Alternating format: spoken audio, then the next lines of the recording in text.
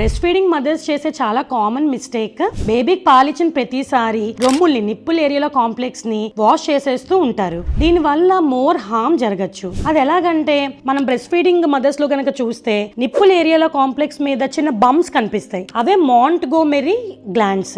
ఈ గ్లాండ్స్, ఈ గ్రంథులు నేచురల్ ఆయిల్స్ సెక్రీట్ చేస్తాయి. ఇవి ఏంటంటే అక్కడ స్కిన్ మాయిశ్చరైజ్డ్ గా ఉంచుతాయి. ఆ స్కిన్ డ్రైనెస్, క్రాకింగ్ వీటి నుంచి ఇది అవ్వకుండా ప్రొటెక్ట్ చేస్తాయి. అండ్ ఇందులో యాంటీమైక్రోబియల్ లిపిడ్స్ ఉంటాయి కాబట్టి మీకు ఇన్ఫెక్షన్ వచ్చేస్తుందని మీరు అసలు అనుకోవాల్సిన పని ఏమీ లేదు. అండ్ ఇంకో ఇంపార్టెంట్ థింగ్, ఇవి ఫెరమోన్స్ లైక్ కాంపౌండ్స్ ని సెక్రీట్ చేస్తాయి. ఇవి ఏంటంటే మనకి బేబీ ఊమ్ లో ఉండగా ఉమ్మని స్మెల్ ఉంటుంది కదా, దాన్ని మిమిక్ చేస్తాయంట. సో బేబీకి ఏంటంటే ఒక సెన్స్ ఆఫ్ కామ్నెస్ అది వచ్చి బేబీ స్మెల్ కూడా బాగా డెవలప్ అవుద్ది. కాబట్టి అది స్మెల్ చేయంగానే ఆ నిప్పుని లొకేట్ చేయడానికి, ల్యాచ్ చేయడానికి, బేబీకి మదర్ కి ఒక మంచి బాండ్ కుదరడానికి అండ్ సక్లింగ్ రిఫ్లెక్స్ అది బాగా డెవలప్ అవడానికి ఉపయోగపడుతుంది.